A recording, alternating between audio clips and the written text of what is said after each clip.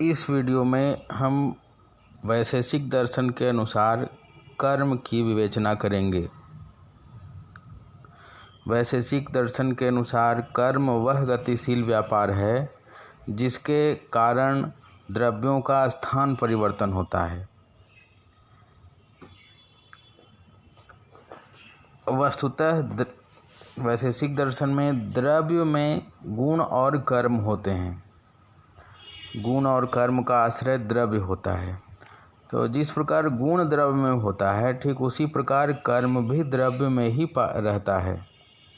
कर्म, परंतु यहाँ देखने वाली बात यह है कि कर्म के गुण नहीं होते हैं। कर्म में गुण नहीं होते हैं और गुण में कर्म भी नहीं होते हैं। कर्म केवल द्रव्य में होते हैं और कर्म केवल सीमित द्रव्यों में होते हैं, असीमित अनंत द्रव्यों में नहीं होते हैं। सीमित द्रव्यों में इसलिए होते हैं क्योंकि सीमित द्रव्य ही एक स्थान से दूसरे स्थान जा सकते हैं, स्थान परिवर्तन कर सकते हैं।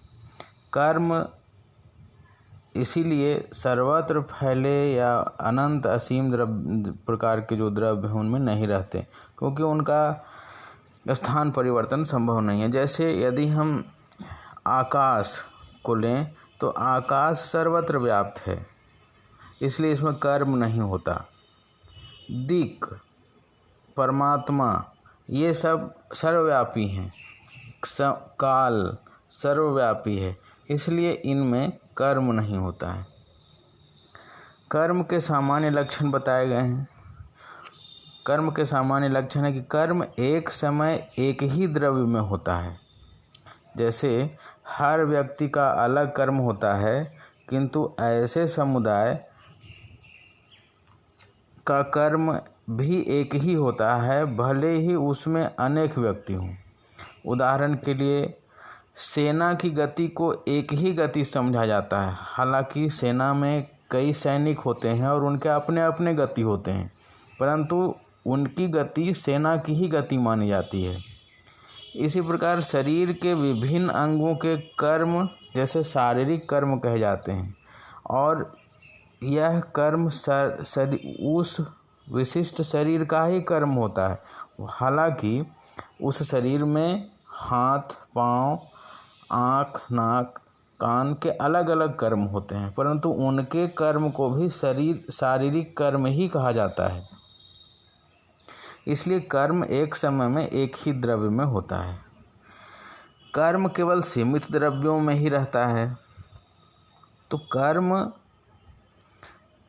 उन्हीं द्रव्यों में होता है जो स्थान परिवर्तन करते हैं।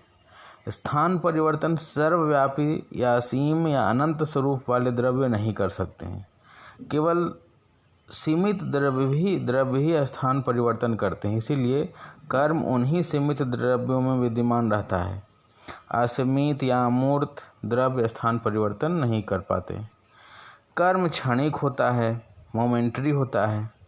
एक स्थान पर एक पल में केवल एक ही कर्म हो सकता है। एक कर्म के बाद दूसरा, दूसरे के बाद तीसरा और इसी प्रकार कर्मों की श्रृंखला बन जाती है।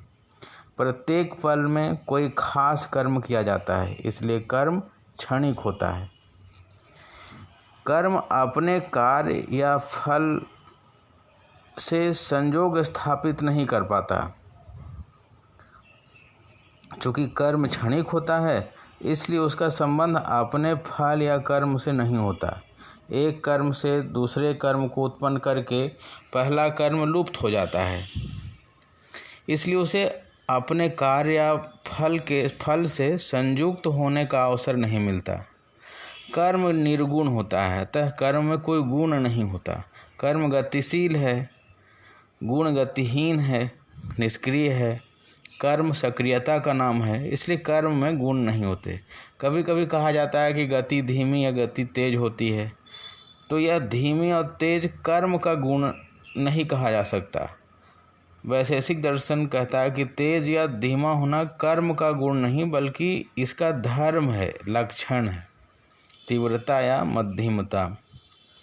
फिर कर्म द्वारा मिश्रित द्रव्यों का निर्माण नहीं हो सकता। जैसे किसी सावयव द्रव्य का निर्माण उसके अंशों के संयोग से होता है। संयोग एक गुण है। कर्म निर्गुण होने के कारण संयोग से भी रहित है। कर्म में कुछ भी संयुक्त नहीं हो सकता। इसलिए कर्म से मिश्रित द्रव्यों का निर्माण संभव नहीं है। कर्म के कारण भी होते हैं। जैसे वैशेषिक दर्शन के दार्शनिक प्रशस्तपाद ने कर्म के कई कारणों या उपाधियों का उल्लेख किया है, जो इस प्रकार हैं। जैसे कर्म में भार या गुरुत्व होता है। भार के कारण द्रव्यों के नीचे गिरने का कार्य होता है। कर्म में प्रवाहिता या तरलता होती है। इसके कारण द्रव्यों में गति होती है, बहाव होता है। कर्म में प्रयत्न होती है, इच्छा होती है। प्रयत्न के कारण भी जीवात्माओं में गति पाई जाती है। जैसे इस प्रयत्न के भी भेद हैं। इस प्रयत्न के 3 भेद हैं। प्रवृत्ति, किसी वस्तु की प्राप्त की चाह करते हुए कर्म करना। निवृत्ति, किसी वस्तु के परित्याग के लिए कर्म करना। या जीव योनि, मतलब शरीर को कायम रखने हेतु शारीरिक अवयवों का संचालन करना। यह 3 प्रकार के प्रयत्न हैं। संयोग 2 या अधिक वस्तुओं के संयोग से भी क्रियाशीलता उत्पन्न होती है। जैसे पैर और गेंद के संयोग होने से गेंद गतिशील हो जाता है। तो कर्म के कारण संयोग और वियोग दोनों होते हैं। तो यहाँ कर्म के लक्षण में कर्म पहला है, भार या गुरुत्व होता है, तरलता होती है, प्रयत्न होता है और संयोग या विभाग होता है। कर्मों का वर्गीकरण किया गया है। वैशेषिक दर्शन में कर्म का वर्गीकरण किया गया है। जैसे उत्क्षेपण, थ्रोइंग अपवर्ड। उत्क्षेपण द्वारा कोई वस्तु या द्रव्य ऊपर उठता है। जैसे गेंद को ऊपर उछालना, बैलून को उछालना, रॉकेट आदि को ऊपर जाना, इस प्रकार। अवक्षेपण, डाउनवर्ड मूवमेंट। तो अवक्षेपण कर्म के द्वारा द्रव्य ऊपर से नीचे की ओर आता है। जैसे फल का नीचे गिरना, जल का नीचे गिरना, इस प्रकार। वैशेषिक दर्शन में उत्क्षेपण एवं अवक्षेपण को उखल मूसल के उदाहरण से समझाया गया है। हाथ की गति से मूसल ऊपर उठता है, यह उत्क्षेपण है, और हाथ की गति से मूसल ऊपर से पुनः नीचे उखल में आ जाता है। तो यह मूसल का ऊपर उठना उत्क्षेपण और इसका नीचे गिरना अवक्षेपण है। यह एक बड़ा अच्छा उदाहरण है जिससे कर्म के उत्क्षेपण और अवक्षेपण को बताया जा सकता है। फिर आकुंचन। आकुंचन का अर्थ है कंट्रैक्शन। इसमें 2 अवयव आपस में जुड़ते हैं। आकुंचन का अर्थ है सिकुड़ना। नए वस्त्र को भिगोने पर वह सिकुड़ जाता है। इसके धागे परस्पर निकट हो जाते हैं, वही आकुंचन। आकुंचन में वस्तुओं के द्रव्य अवयव या दूसरे वस्तु आपस में जुड़ते हैं। प्रसारण, फैलना, एक्सपेंशन। प्रसारण का अर्थ है जब किसी द्रव्य के कण एक दूसरे से दूर होने लगे या एक अवयव दूसरे अवयव से दूर होने लगे तो उसे प्रसारण कहते हैं। जैसे बैलून को फुलाना, बैलून में हवा भरने पर उसको फैलता है तो वो प्रसारण करता है। गमन को सामान्यतः जाने के अर्थ में रखा जाता है। वैशेषिक दर्शन में चारों कर्मों का अतिरिक्त अन्य सभी कर्म गमन कहे जाते हैं। जैसे चलना, दौड़ना आदि गमन के ही उदाहरण हैं।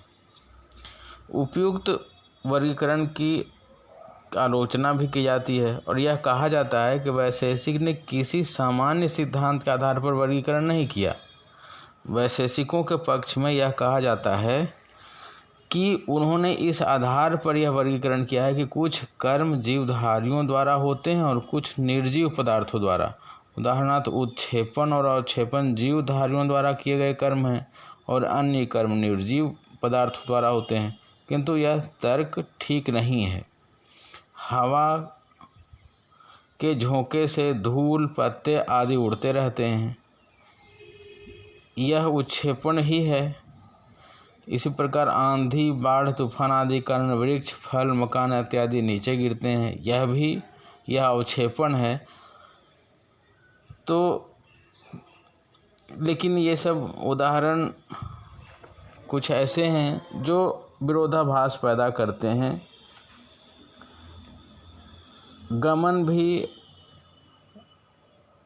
गमन का भी स्वभाव यही है, परंतु दर्शन में, वैशेषिक दर्शन एकदम से उसका वर्गीकरण वस्तुओं के आधारभूत अवस्था, आधारभूत लक्षण के आधार पर किया गया है।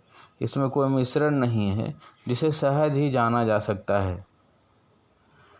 मीमांसा दर्शन में भी कर्म की चर्चा की गई है, लेकिन वह कर्म प्रारब्ध, संचित, संचयमान इस रूप में की गई है कि व्यक्ति जो कर्म करता है उसके संदर्भ में की गई है।